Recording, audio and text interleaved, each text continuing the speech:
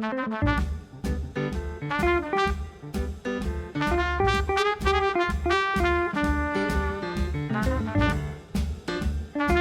mi papá fue un hombre que adoró a mi mamá.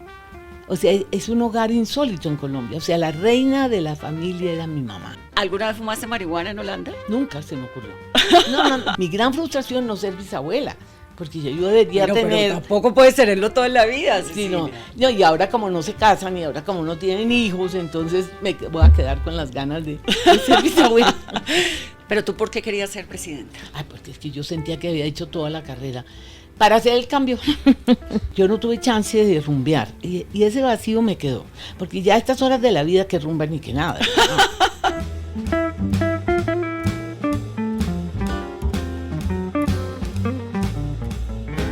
Esto es Geniales y Mayores que Yo, un espacio patrocinado por Colsubsidio, una organización que reconoce e impulsa la fuerza transformadora de las mujeres. Episodio 10. Cecilia López. Bienvenida, Cecilia, me encanta tenerte. Muchas gracias. De verdad es una invitación atractiva. Bueno, la vamos a hacer más. ¿Qué estás haciendo en estos días de desempleo? No, todo menos desempleo. La verdad es que empezamos inmediatamente apenas salí del ministerio, bueno, me tomé unos días mientras asimilaba semejante sacada tan abrupta, y cuando regresé volví al centro de pensamiento que creé desde el 2010, que se llama CISOE, y seguí con mis investigaciones, y tengo en este momento 2 proyectos de investigación, uno para América Latina y otro para Colombia muy interesantes, o sea que desempleo cero. ¿Tú nunca has estado desempleada? No, ¿sí? Nunca. Yo no me acuerdo un día que ella estaba mirando para el techo diciendo, ¿qué voy a hacer? No, yo siempre tengo una agenda bastante fuerte esperando. Ni cuando estabas jovencita. Nunca, es que nunca, porque, no sé, mi vida no fue fácil, o sea, tuvimos siempre muchos retos y por ejemplo, yo no pude hacer primaria completa, porque pues, todo el mundo sabe que mis papás tuvieron que desplazarse, por eso llegamos a la costa. Y aún cuando no podía ir al colegio, mi papá me dejaba tareas por la mañana y yo me pasaba todo el día en el tablero haciendo tareas. O sea, a mí eso del ocio no se me da. No te luce. No me atrae. Cuéntame la historia del desplazamiento, porque tú terminaste creciendo en Barranquilla por eso, ¿no? Sí, es que mi papá tenía sus negocios en Bogotá. Mi papá era de Popayán y mi mamá de Cartago, o sea, yo no tenía origen costeño, y ellos tenían unos almacenes de importación en Bogotá cuando el 9 de abril y lo perdieron todo. Eso era que 48. Cuando perdieron todo, mi papá se fue para una finca. Mi papá había tenido una historia de avicultor, entonces montó una granja en una finca que arrendó cerca de Fusagasugá, y allá nos sacaron corriendo porque mi papá era el único liberal. Entonces los chulavitas casi matan a mi bisabuela, entre otras cosas, a mi mamá que estaba, y una tía de mi mamá.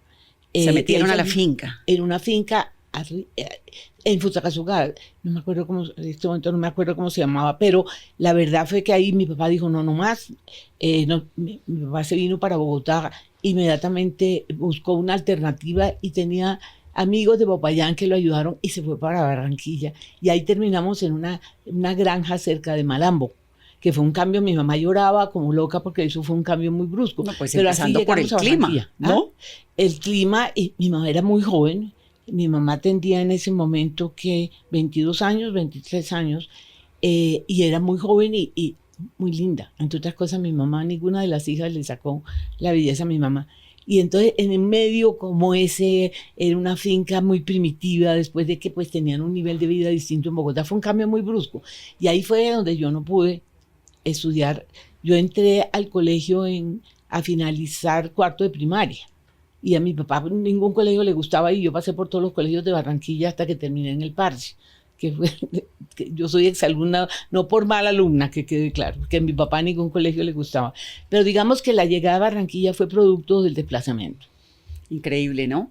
Y cuando llegaste a Barranquilla, ¿fue la época en la que vendías gallinas o eso fue antes? No, eso fue ahí, porque yo llegué muy chiquita a Barranquilla, pero a Soledad, más que Soledad, a Malambo. A Malambo. De Malambo pasamos a Soledad, y de soledad mi papá volvió a importar pollos, que mi papá había tenido una experiencia en avicultura importando, y mi papá tenía unos amigos en la farmacia Vida, y entonces ahí les dijo que por qué no hacíamos en diciembre algo que mi papá tenía experiencia, entonces vendía pollitos de colores, y entonces yo era el atractivo, me ponía en un cajón para que alcanzara, y yo le engañaba a todo el mundo, le decía, este es hembra, este es macho. Y usted ni sabía qué era qué.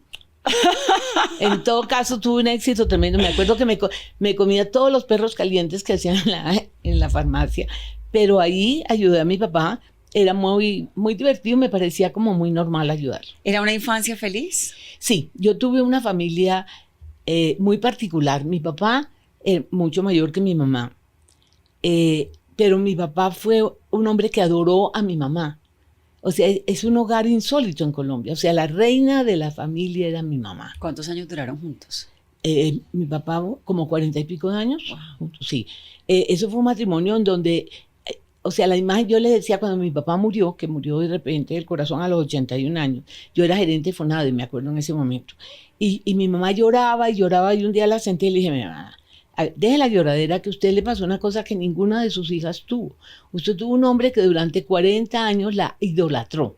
¡Ay, qué delicia! Exacto, cosa que ninguna de sus hijas ha tenido esa posibilidad. Así que deje de llorar. Más bien, recordémoslo como un hombre que adoró a su mujer, adoró a sus hijos. Y conmigo fue una cosa que me impactó. Mira, cuando yo llegué, porque fue de repente que mi papá murió, yo llegué y ya estaban en el cementerio, y cuando llegué a la casa encontré todos los libros que yo había escrito en la mesa de noche. Inmediatamente llamé a Fonada y les dije, no, yo me voy a quedar una semana, esto es demasiado.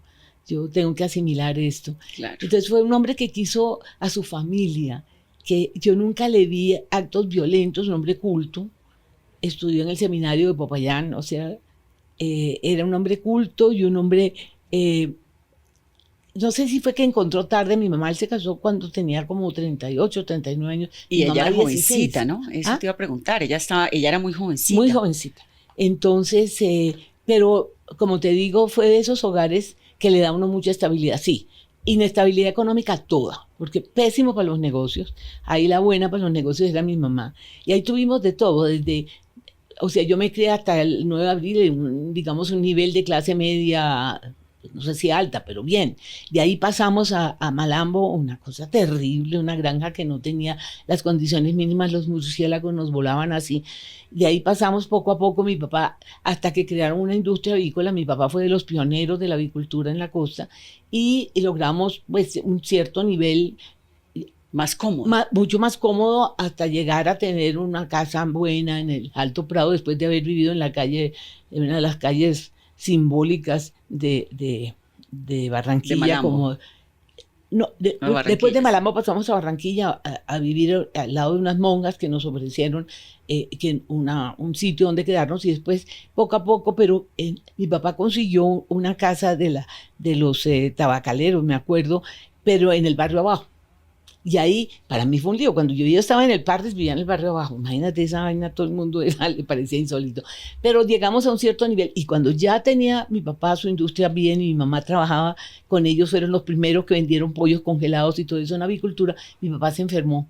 Y ahí, crisis. O sea, cuando yo terminé bachillerato, estábamos otra vez en crisis. Una cosa muy positiva en mi vida es que yo sé lo que es la pobreza, y yo sé lo que es tener un nivel de vida aceptable. O sea, en mi familia hubo mucha inestabilidad económica, pero mucho afecto y estabilidad emocional. Que eso es muy importante. ¿Y qué te dejó esa inestabilidad económica, esas lecciones? Pues mira, a darle un valor relativo a la plata. Nunca he tenido grande ambición sobre eso. He tenido la fortuna de que he logrado a través de la vida tener un nivel aceptable, pero nunca ha sido una obsesión. O sea, uno no deja el hecho de haber sabido que teníamos unas limitaciones económicas muy fuertes, pero que hubo después posibilidades de vivir en un nivel más alto, me dio la sensación de que la plata es muy relativa, que es uno el que importa. Eso a mí me ha servido mucho. Yo recuerdo siendo embajadora en Holanda y sentada pues teniendo la posibilidad de interactuar con la nobleza holandesa y exacto decir, bueno, estas cosas son muy relativas, ¿no? De quitarle misterio y no tener esa ambición desmedida jamás, jamás. Siempre he pensado que la plata llega o no llega, que lo importante es trabajar y garantizar un nivel básico. Pero yo sé lo que es los vaivenes, yo sé lo que son los vaivenes económicos y eso es una enseñanza para uno. Y tu papá y tu mamá, esa lección de la diferencia de edad tan grande, porque ella de 16 y el que me dices que se casaron cuando tenía casi 40 años, ¿por qué? ¿Cómo es esa historia de amor? Pues mira, mi mamá viene de una familia en Cartago que fueron unas familias Gómez Murgueito. Murgueito era como el símbolo de la nobleza, si decimos en Cartago, pero su familia, los Gómez, eran los liberales de la región y se mataron con los conservadores y no quedaron sino mujeres. Y esas mujeres que quedaron fueron muy pobres. Entonces mi mamá creció en unas limitaciones económicas violentas. No quedaron sino mujeres. Yo fui a la casa de Cartago de mi bisabuela y sus hermanas, una casa muy linda, o sea, se notaba que habían tenido. En algún momento de la vida, pero les tocó la violencia bipartidista. Fue la violencia violenta, esa familia, claro. Se acabaron los hombres, ¿sí? Claro. Y mi mamá, cuando ya era una adolescente, la mandaron para Cali a una de las familias, no me acuerdo, Hernaza creo que era una familia que en Cali tenía un nivel más alto y mi bisabuela, pues para que ella tuviera mejores condiciones. Para que estudiara. Para que estudiara y para que trabajara también, porque tenía que trabajar. Y mi papá... ¿Y trabajaba en qué? Mi mamá trabajaba en un almacén de la familia que yo no me acuerdo, creo que vendían zapatos, ¿sí? Mi mamá trabajaba ahí y creo que trató de completar su primaria y hizo algo de bachillerato, pero no mucho. En todo caso, ahí conoció a mi papá, que mi papá estaba trabajando en los ferrocarriles. Y eso fue un amor, pero así mi papá enloquecido con mi mamá. ¿Y tu papá mayor, nunca se había casado? ¿Ah? ¿Nunca se había casado no. tu papá? En todo caso, pues había tenido... Claro, pero siendo mayor, digo, porque a los 30 y pico de años un hombre ya estaba casado. Sí. Pero entonces mi papá en eso una enamorada de mi mamá y pues mi mamá quedó muy deslumbrada y él tuvo una gran acogida, una familia llena de mujeres, ¿sí? Solas. Entonces se casaron y se fueron a vivir a Bogotá. Entre otras cosas, yo nunca conocí, mi abuela murió cuando tenía 26 años, o sea, mi mamá fue una persona criada por su abuela, ¿sí? Y por su tía, o sea, unas familias de mujeres fuertes, digamos, ¿sí?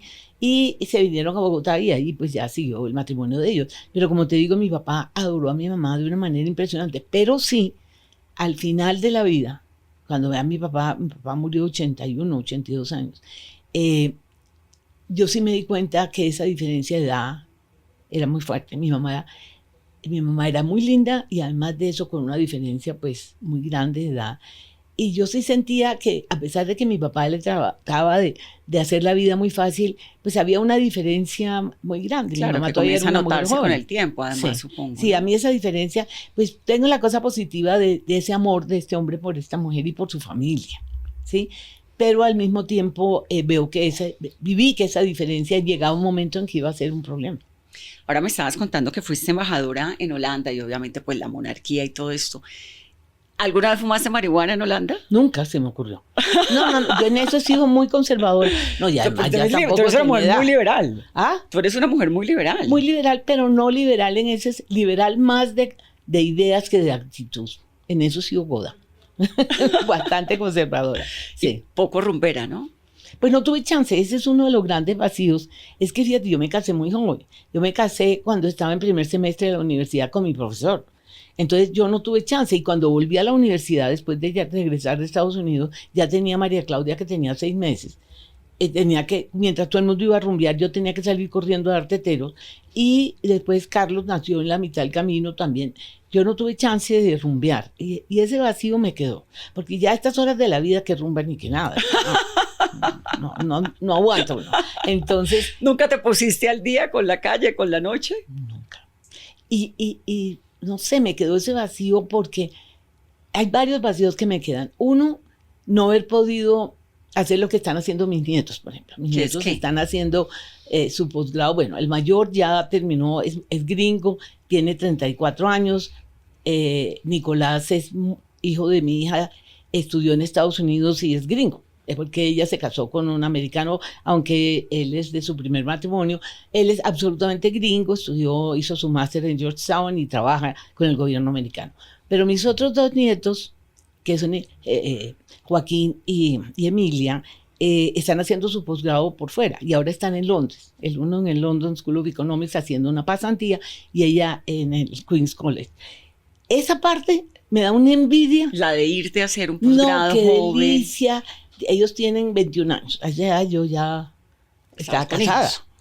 Sí, pero yo también creo que es un tema generacional, porque yo tengo 46 años, yo hice posgrado en Georgetown también, además como tu nieto, pero lo hice, era la mayor del posgrado. Yo tenía, no sé, 27 años y mis compañeros todos eran de 20, 21. Entonces creo que ahora, pues todos los jóvenes hacen posgrado o por lo menos buscan hacerlo ¿no? Y tratan de irse si tienen alguna posibilidad. Antes no. Antes no, pero a mí esa etapa de la vida me hubiera gustado tenerla. Ahora, qué delicia tener energía para tener una vida como la que yo tengo y una relación como la que tengo con mis nietos, que es una relación no solamente de la abuela, no, es una relación profesional. ¿Cuántos años tienen? Ellos 21 y el otro 34. Uh-huh. Pero con los de 21, bueno, con el de 34, y trabajamos juntos en su tesis, entre otras cosas maravillosas sobre el conflicto en Colombia, que fue laureada en Georgetown, y trabajamos juntos y lo ayudamos juntos con mi hija en eso, y ahora con mis nietos, con Joaquín y Emilia, tenemos una relación profesional, o sea, me llaman, Tata, me dicen Tata, me dice Joaquín, tengo que en mi curso de América Latina, tengo que hablar del presidente Petro, ¿qué digo? Entonces me llama y yo le digo. ¿Y qué le dices? No, eso fue antes de que pasara todo lo que está pasando. y digamos que esa parte profesional es muy chévere, que me llaman desde que estaban en bachillerato, ayúdame con esto. O sea, eso de que sea una abuela que puede dar información. Es importantísimo. A mí me da una satisfacción inmensa, porque entonces sí, claro, tenemos otro tipo de conversaciones, sin duda, y hay un gran afecto con todos. Nicolás acaba de estar aquí en Colombia viendo a su mamá, que está aquí dedicada a ayudarme con un pequeño terreno que tengo, que lo está poniendo al día, en fin. Pero digamos que esa mezcla de que no solamente es afecto, sino también con intercambio intelectual, esa es una relación muy linda que tengo con mis nietos. Mi gran frustración no ser bisabuela, porque yo debería tener... Pero tampoco puedes tenerlo toda la vida. Sí, no, y ahora como no se casan y ahora como no tienen hijos, entonces me voy a quedar con las ganas de ser bisabuela. ¿Cómo lograste todo eso? Es decir, una mujer que a los 21 años, me dices, está casada, mamá, con hijos, de todo, pero fíjate todo lo que lograste hacer en la vida, sí. ¿No? Porque uno diría, pues en esa época, siendo mamá, con esposo, con hijos, con todo, se quedó en la casa. Pero no te quedaste. No, eso me costó. No ser ese tipo me costó y yo creo que esa fue la razón por la cual mi matrimonio duró 15 años. Pero 15 años, 15 no años. es tan poquito. 15 años con una familia que nunca me quiso porque, pues, árabe. Yo estaba por fuera totalmente del modelo y en ese momento no se usaba. Mira, yo recuerdo recién casada en Barranquilla con mis compañeras de colegio que alguna vez me invitaron, me decía, pero tu marido no sirve para nada, o sea, ¿tú por qué estás estudiando? ¿Para qué tienes que trabajar? Si a uno lo sostiene su marido. Fíjate, pero eso se fue traduciendo después en una tensión que fue muy difícil, más que por Max, mi ex marido mismo, un poco el contexto, el contorno, digamos, era muy, muy duro. Ahora, en la universidad fue muy difícil, porque como te digo, en vez de rumbear y de tener espacio, era vuélese pues a dar teteros. Y yo me acuerdo que una vez, ellos se llevan 2 años de diferencia, Carlos y Claudia. Y esos 2 años de diferencia pues están muy chiquitos. Entonces yo me acuerdo que una vez tuve 1 mes en que no pude ir a la universidad. Y entonces venían y los profesores fueron muy generosos conmigo y venían y me hacían exámenes. Yo creo que fui tal vez de las primeras mujeres que fue embarazada a la universidad. Pero además eras una mujer muy inteligente y los buenos profesores se dan cuenta de eso y le ayudan. Tú sabes, ¿no? Que el último semestre antes de hacer la tesis saqué 5 en todo. Con 2 niños yo me gradué cuando Claudia tenía 4 años y Carlos tenía 2 años. Y saqué 5 en todas las materias. Además, mira con quién. Con Álvaro López Toro, que ha sido el mejor científico social que ha tenido Colombia. Con Miguel Urrutia, que todo el mundo lo reconoce como un hombre muy valioso. Con Albert Berry, precandidato a premio Nobel, que nos da... y con otro profesor cuyo nombre siempre se me escapa. ¿Sabes lo que es sacar 5 en todo? Mejor dicho. Eso fue Economía y Demografía en los Andes, ¿no? Sí, yo hice ese máster de demografía mío, es muy interesante porque Álvaro López Toro ha sido el gran genio, el gran demógrafo de América Latina. Y él a mí me agarró desde que me vio y me dijo, y me dijo, se va para París a estudiar con el gran genio de eso, que obviamente mi marido en ese momento le dieron 4 convulsiones y dijo, usted, 2 niños chiquiticos, ¿cómo se le ocurre? Y él me dijo, usted va a hacer el máster que yo dicto en Princeton. Y me clavó a trabajar mi tesis de economía fue sobre lo que él me dijo. Era las tasas, me acuerdo cómo se llamaba, unas tasas de fecundidad y mortalidad por un método muy, muy particular. Pero lo hiciste en Bogotá. Lo hice en Bogotá con Porque él. el marido no te dejó ir a Princeton. No, pues no, ni de vainas. Pero en todo caso, lo que sí, él me dijo, esto equivale al máster, por eso yo digo, yo tengo el máster, porque él me dijo, esta tesis es una tesis de máster. Claro que él se enfermó en última instancia y al final pues fue muy difícil en la presentación, pero el documento quedó publicado por el CED, etcétera, etcétera. Después me fui a hacer un curso ya posteriormente en los 70 sobre economía de la educación en México, pero eso fue toda la oportunidad que tuve. Entonces me da una envidia yo hubiera querido hacer el doctorado. Cuando tuve problemas en desarrollo, porque yo no tenía doctorado y otros sí, y hacían menos que yo, y me puse furiosa, la FOR me mandó a que tratara de hacer en Open University un posgrado. Y llegué y resulta que cuando fui, esa gente iba a escribir su primer libro. Yo ya había escrito como 3. Pero entonces, ¿tú nunca hiciste un máster? No, realmente Increíble. no. Lo que tengo es el equivalente de que me dijo Álvaro López. O sea, duré 1 año y medio trabajando con él como su asistente y además estudiando demografía. Y mi tesis se llama así, las tasas de mortalidad por el método de Bradman. ¿Y no te dan ganas de hacerlo? ¿Cómo? ¿No te dan ganas de hacerlo ahora? No, de la vida ya no, ya después la dinámica de la vida ha sido tal. Por eso cuando el presidente dice que todos los que estudiaron en el exterior, de todo este equipo de tecnócratas, yo sí creo que es la única que no tengo todos los títulos y los PhDs que tienen los demás. Cuéntame un poquito más del marido. ¿Era profesor, el primer marido, era profesor tuyo? Sí. ¿Y lo conociste en la universidad? Sí. Y te levantaste al profesor. Pues yo no hice nada, pero él me levantó a mí. Y eso me interrumpió la carrera. ¿Y cómo se veía eso de la alumna con el profesor? No, pues fue muy claro desde un principio. Eso lo descubrió Roberto Junguito, que fue mi compañero de clase, porque Roberto venía de ingeniería y cuando entró a economía, ahí coincidimos en clases con Max. Yo acababa de entrar a la universidad y entré becada. Y resulta que ahí Roberto fue el que se dio cuenta y dijo, aquí el profesor está enamorado de la alumna Cecilia López. Entonces, Max inmediatamente habló con la gente, con la universidad, y le dijo, bueno, aquí está pasando esto. Entonces, Max era el marido. Max Rodríguez Fadul. Bueno, y Max se iba inmediatamente, era su primera clase, estaba muy recién graduado, y se iba a hacer el posgrado becado por la Rockefeller a Vanderbilt University. Entonces, nosotros nos íbamos, eso fue un noviazgo tan corto. La primera invitación que me hizo. ¿Fue a vivir? ¿Ah? Fue a vivir a Vanderbilt. Fue más o menos proponerme matrimonio. ¿Cómo así? Bueno, y en ese entonces yo no había tenido sino un novio que duré desde que tenía 16 años. Fui novia que no voy a decir el nombre porque seguramente su esposa se pone furiosa. En todo caso, Cecilia. Era el único novio que tuve y la verdad fue que a mí lo que más me llamó la atención, Max era una persona muy joven también y muy lindo, entre otras cosas, y como muy inteligente. Entonces, pero resulta que él le dijo a todo el mundo que él sí me iba a dejar terminar la carrera. Y el novio que yo había tenido desde que tenía 16 años era celosísimo. Entonces créeme que para mí fue una variable muy importante que yo tuviera la posibilidad de terminar mi carrera. Claro.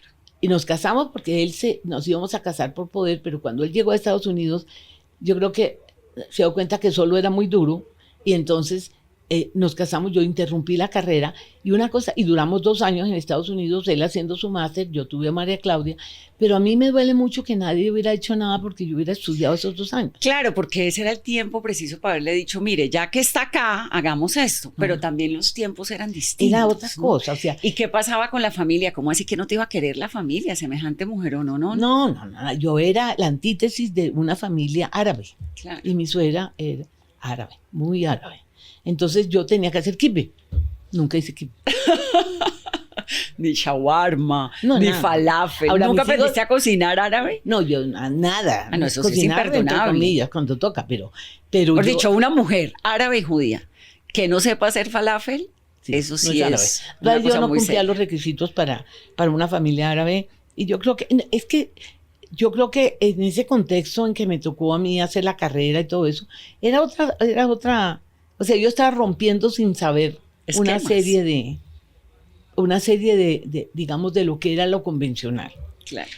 Tanto así que eso dificultó mucho la relación, sin la menor duda.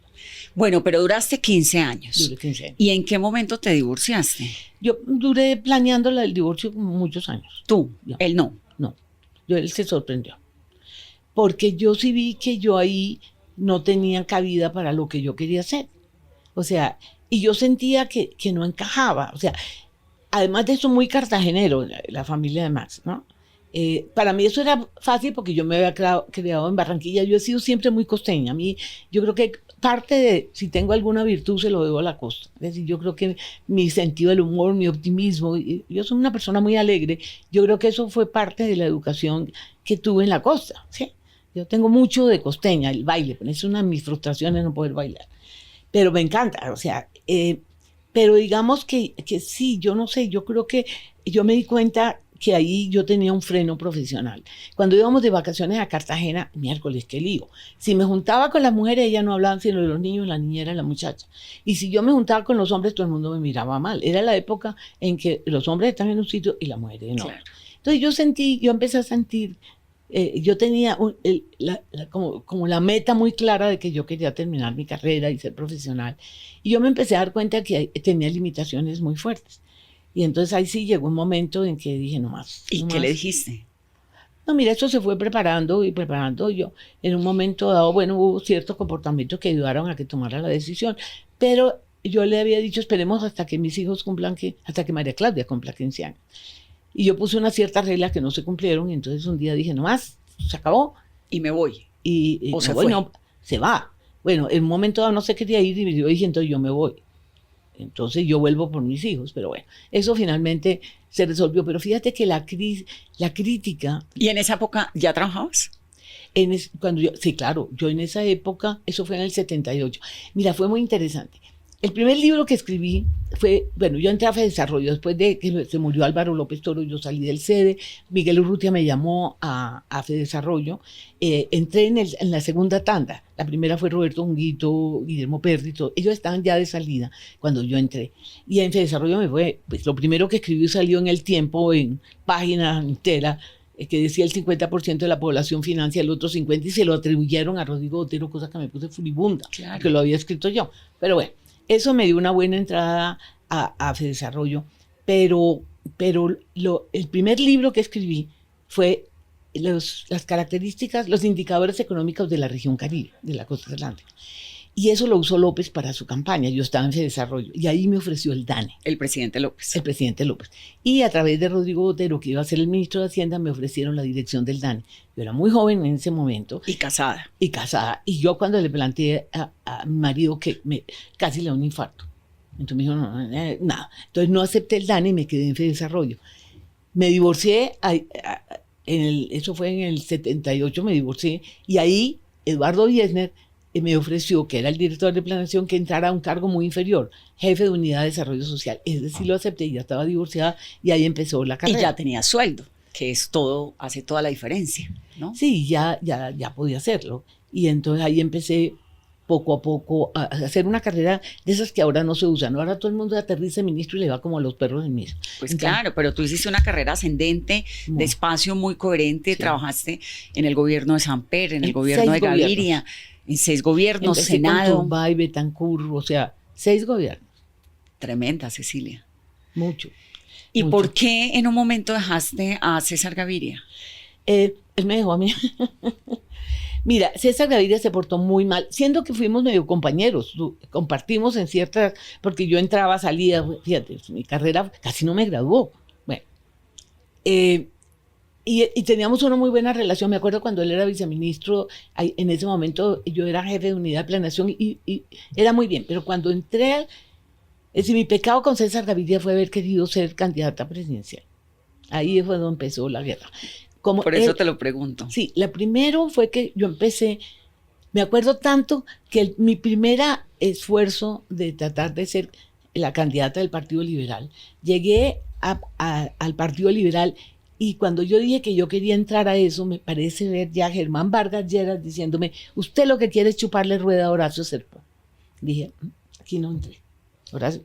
Germán Vargas Lleras fue el primero que me puso la... Y ahí hice otro intento y en el segundo intento, cuando ya estábamos medio avanzando, estaba Horacio Serpa de candidato, Rafael Pardo, y no me acuerdo qué más, y estaba yo. Y cuando yo ya me estaba medio destapando, me llamó en diciembre Gaviria y me dijo, no, mira, Cecilia, es bueno que más bien encabeza la lista del Senado. Dije, ay, qué pereza, mi Senado sí me parece hartísimo. No, mira, tienes que hacerlo. Y mi hija, que ha sido la política, mi hijo es el que me frena. Mi hija es el capitalista, es banquero, no te metas. Y mi hija me dijo, te están sacando de la carrera. Claro. Le dije, sí, me están sacando, pero aquí va a ganar Horacio. Mi hijo en ese momento, y también mi hija me dijeron, es una manera de que tú lo aceptes porque eso te puede dar una pensión. Me acuerdo que Carlos, que es financiero, dijo, esta vaina puede ser buena. Y entré al Senado y me fue como los dioses. Claro. Sí, 6 años, ¿no? Sí, fui 4 años muy bien. Y cuando ya volví, ahí sí la guerra fue total. Ahí sí Gaviria me advirtió desde febrero del 2010, que fue la elección. Me dijo, ya Rafael Pardo va a ser el candidato. ¿Pero tú por qué querías ser presidenta? Ay, porque es que yo sentía que había hecho toda la carrera para hacer el cambio. Eso es lo chistoso. Yo siempre he peleado por el cambio, por eso es que me parece tan absurdo toda esta situación, porque yo soy una crítica del neoliberalismo, por Dios. Pero además Gaviria era un neoliberal, entonces claro, tampoco coordinaban ahí mucho, sí. No, en ese momento, yo por eso nunca estuve en el acuérdate que en el gobierno de Gaviria, a mí me trajeron acuérdate que después de ser embajadora me nombraron en la OIT para manejar el programa de empleo en Chile. En Chile. Y yo llamé al presidente Barco y él me dijo, yo le dije, presidente, estoy sonando para ministra, pero también me ofrecieron esto y me dijo, vete para la OIT porque aquí no hay colombianos en la cosa internacional. Y estando allá me ofrecieron el Seguro Social en el gobierno de Gaviria, me llamó Rudy, con quien había compartido en Fedesarrollo. Y llegué y entonces y fueron a sacar esa ley 100, acuérdate, yo renuncié con 20 personas, escribí un libro diciendo que eso era un desastre. Me opuse con Juan Luis Londoño a la privatización total de la salud y ahora me clasifican como una liberal. No, eso es el colmo. Peleé contra el neoliberalismo. Y ahí mi distancia con Gaviria fue muy grande. Pero el problema con Gaviria no era ideológico, el problema era que él quería que Rafael Pardo fuera presidente y que yo no me atravesara. Eso fue clarísimo. ¿Te tocó de alguna manera ese freno grande que le toca a las mujeres exitosas en algún momento de la época por cuenta de ser mujer? Pues mira, yo creo que eso todavía existe. Yo creo que economía es una carrera machista. No ha habido la primera ministra de Hacienda, que era lo que yo quería hacer con Petro. Y no ha habido la primera gerente del Banco de la República. O sea, si hay una carrera machista, pues la prueba es cuántas Nobel de Economía mujeres ha habido. Sí. Claudia Goldstein, ahorita y la anterior. O sea, dos. Y también ha habido 2 o 3, no ha habido más. Pero aquí en Colombia es evidente, es decir, aquí hay mujeres economistas que han debido ser ministras de Hacienda hace mucho tiempo. No, lo máximo que hemos llegado es a directoras de planeación. Entonces sí te tocó. ¿Ah? Sí, no, claro. Yo sé lo que es eso. Y también siento que hay una cierta, y si eres mujer y además no has sido neoliberal en los últimos décadas, no ha sido fácil. Tú pertenecías, si tu tema es lo social, tú eras como una subcategoría de los economistas. ¿Por qué querías tanto al presidente Barco? Mira, porque me tocó con él una experiencia fantástica que fue en los 80 evitar que a Colombia la sancionaran por violación de derechos humanos. Y él me mandó a Ginebra a defender a Colombia, que nadie supo, porque aquí la Cancillería se asustó y ocultó todo lo que estamos haciendo. Y allí, con él, todas las noches me daba el libreto, y con eso evitamos que invadieran, o sea, que controlaran a Cuba, y con eso impedimos que sancionaran a Colombia. Y eso, ahí vi un presidente que es capaz de todas las noches llamar a su embajador a dar instrucciones de cómo manejar un tema como este. Mira, y fuera de eso, su política social. Yo creo que él sí tenía lo de la equidad muy claro en su mente. Sí. ¿Y terminó gobernando con Alzheimer? Terminó, ahí al final lo vi en la embajada en Inglaterra, pero tenía un equipo, que eso es clave, tener un buen equipo alrededor. Claro, que lo cuida uno, lo protege, lo saca adelante. Cecilia, ¿la única persona que te ha sacado de un puesto es Gustavo Petro? En la historia de mi vida, el único que me ha votado ha sido el presidente Petro. ¿Y por qué? ¿Te tomó por sorpresa? Total, me tomó, aunque yo había visto cosas. Acuérdate que yo había renunciado un mes antes. Bueno, ya todo el mundo conoce la historia de Laura Sarabia, en combinación con el presidente de la Agencia de Tierras, el director de la Agencia de Tierras, íntimo amigo de Petro, que me lo impuso, una agencia que dependía de mí, cuando trataron de meterme el artículo en el plan de desarrollo de Expropiación Express. Y yo ahí renuncié furiosa, y dando palmadas en la mesa, diciendo a la Laura, yo soy una demócrata. Además, una falta de respeto, ¿cómo es que ella entra de mano de un subalterno mío para meterme un gol? Yo dije, me voy y renuncio irrevocablemente, y pues el presidente no me aceptó la renuncia para después darse el lujo de votar. Por la misma razón, yo creo. Pero nunca nadie me había pedido la renuncia ni me había votado. Y yo ese día me sorprendí, porque yo había estado con el presidente en ese discurso tan violento, entre otras cosas, del de la SAE, del director de la SAE, una cosa que me pareció como desproporcionada, como invitando a la gente, entregando tierras, entregando una cosa de los narcos, como invitándolos a que invadieran, una cosa muy agresiva. Tanto que cuando el presidente también estuvo, le dije, presidente, esto es muy agresivo. Pero ahí lo noté como raro, pero nada raro. Nos devolvimos en el avión, llegué a mi casa, alcancé a meterme en la ducha, darme un buen baño, y cuando salí tenía WhatsApp de José Antonio Campos: ya te pidieron, ya te llamaron de Palacio, y lo llamé y me dijo, acaban de pedir renuncia protocolaria. Y en ese momento tenía 1000 llamadas de Laura diciendo, a ver, Laura, ¿qué pasa? No, que el presidente quiere, no sé qué. Le dije, bueno, ¿colectiva o individual? No, que colectiva. ¿Qué colectiva? Mi hija dijo, no, individual, de una.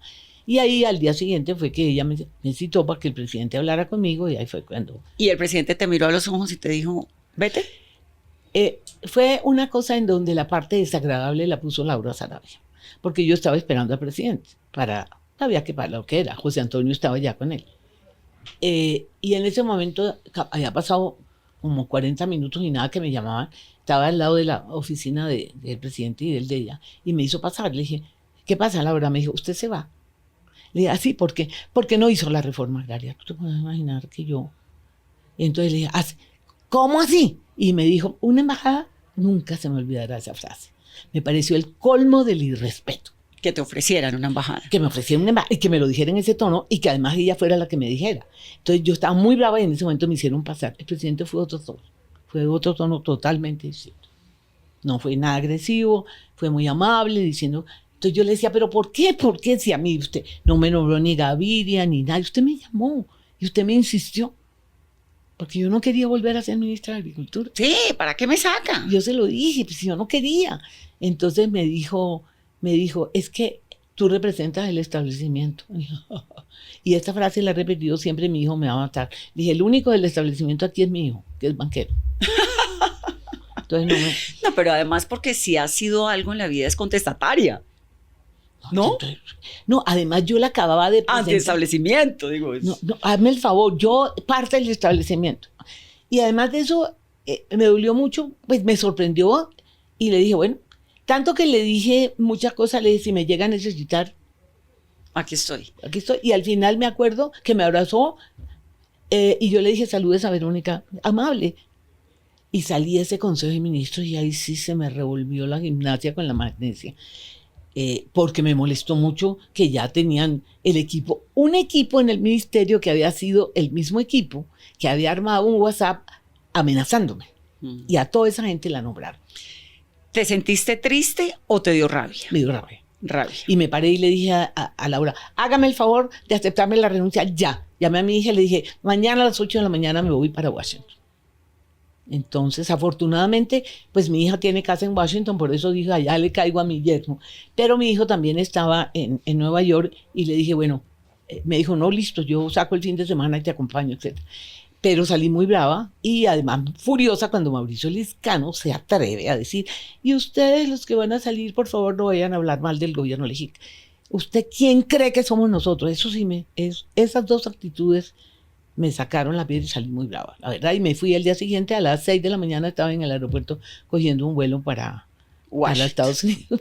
Cecilia, y te volviste a casar, ¿no? Pues mira, traté y me casé y anulé el matrimonio, porque fue un desastre, desafortunadamente. ¿Cuánto duró? Realmente duraría unos 2 o 3 años nomás. Pero volviste a creer en el Unidos. amor un ratico, por lo menos. ¿Ah? Volviste a creer en el amor un ratico. Sí, volví a creer y me desilusioné muy rápido. Muy rápido. Entonces sí logré afortunadamente anular el matrimonio. ¿Y por qué te desilusionaste?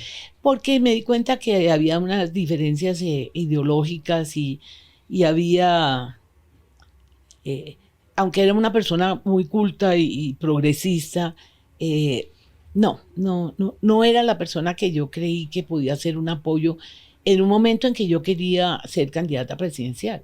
Y yo pensé que precisamente por su formación intelectual iba a ser un apoyo, pero me di cuenta que no. Y muy rápidamente eso no funcionó. Aquí misma, en esa misma silla, Dolly Montoya me dijo en estos días una frase que me quedó dando vueltas. Me dijo, es muy difícil para una mujer, como ella en su caso, científica, preparada, con estudios, con no sé qué, conseguir a una pareja porque los hombres se abruman. ¿Te pasó lo mismo? Totalmente. Sí. Totalmente. Y hice 2 intentos adicionales, este que terminó el matrimonio y que no duró nada, y antes había tratado de hacer otro intento y me di cuenta que no. Ahí sí me di cuenta que era imposible, o sea, cae uno como en 2 extremos, en que a uno le cobran por su protagonismo, que es un poco lo que yo sentí, que le cobren a uno porque uno tiene un protagonismo distinto. No hay la aceptación de que esas diferencias, las mujeres sí pueden aceptar todo el protagonismo del marido y ellas estar en un rincón. Sí, eso es la historia, eso ya no es cierto, eso fue otra época. Y los hombres, y menos los de mi generación, se acomodan a eso. Esa todavía ha sido una generación en donde esas diferencias son como parte de la historia, o sea, el hombre es el protagonista y la mujer no. Y si es al revés, se paga un precio muy alto emocional, entre otras cosas. Y tú lo pagaste. Y yo lo pagué. Y por eso dije, hombre, yo tenía una regla de oro, que para mí ha sido muy buena. Es que poder decir, traté, pero no funcionó. Por ejemplo, yo traté de ser candidata presidencial. Yo traté de llegar a eso y no pude. Perfecto. Pero traté. Pero traté. Traté de llegar a mi edad con una pareja, porque sí creo que envejecer como pareja es una maravilla. Yo se lo digo mucho a mis hijos. Mantengan su matrimonio porque la verdad es que envejecer juntos debe ser una maravilla. Yo no pude. Entonces, pero traté y no pude. Y eso ya chuleado. Entre otras cosas, entre las experiencias que hubieran sido muy divertidas me pasaron siendo embajadora. Tenía 40 años, todavía tenía como toda la ilusión de la juventud relativa a la que tú tienes todavía, de que podía encontrar la persona. Y ahí, siendo embajadora, sí conocí personas en donde los niveles eran muy parecidos, pero con unos costos políticos muy altos. Entonces ahí me di cuenta de que no. Y entre otras cosas, con diferencias, una cosa que nadie sabe, siendo embajadora, una embajadora árabe, me encantaba, era una persona, le habían puesto todos los cuernos, estaba solo con los hijos, un tipo muy interesante y muy divertido. Y trató de que tuviéramos una relación y yo le dije, la única condición es que yo sí no acepto la infidelidad. Eso para mí sí, ya, eso es una regla que de entrada, antes de empezar, nada, porque éramos simplemente amigos. Me dijo, déjame pensar, porque él venía de un mundo árabe. el mundo árabe. Claro, donde Y usted como a puede los tener 20 tantas días- esposas como las pueda mantener en igualdad de condiciones. Y este tipo muy rico, cultural. además, podía tener 25 esposas, porque tenía toda la parte del mundo. Yo le digo que tenía más gente en la casa de la embajada que en la embajada misma, o sea, para que le ayudara a cuidar todos los hijos que tenía. Era un tipo muy joven, era muy cercano a mi edad. Y a los 15 o 20 días llegó y me dijo, ¿sabes qué, Cecilia? No me puedo comprometer. Y dije, perfecto. Y seguimos siendo amigos, inclusive cuando me nombraron ministra, él siempre me mandaba notas. Yo no sé si estaba viviendo en París, pero, o sea, esa experiencia me deja la satisfacción de que yo traté en mis términos. Bueno, tampoco trataste tanto, ¿no? No, pero traté, con condiciones. Le pusiste una condición muy grande a un árabe. Pero imagínate, tú no Pero ¿te cantando gustan con los 5 árabes? cosas. ¿Ah? ¿Te gustan los árabes? Pues no sé, tengo como tendencia. Pero no me ha ido muy bien con los árabes. Bueno, tuve 15 años de matrimonio y 2 hijos maravillosos, que además son muy árabes. Además, lo máximo para ellos es la comida árabe, eso sí lo tienen en la sangre. Que la mamá nunca aprendió a preparar. Nunca, ni que sueñen. Cecilia, me encanta tenerte aquí, gracias. Ha sido un placer, muy divertido. Una dicha. Y siempre bienvenida a Caracol Radio. Mil gracias.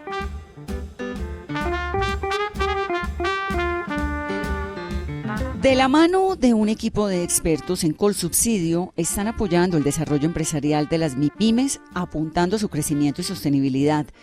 Por eso, si usted tiene una empresa afiliada a Colsubsidio, es momento de vincularla a esta red para que genere las conexiones de valor y para que pueda ser parte de los programas y beneficios. En www.colsubsidio.com puede encontrar más información y buscar el link de productividad para ver todos los beneficios.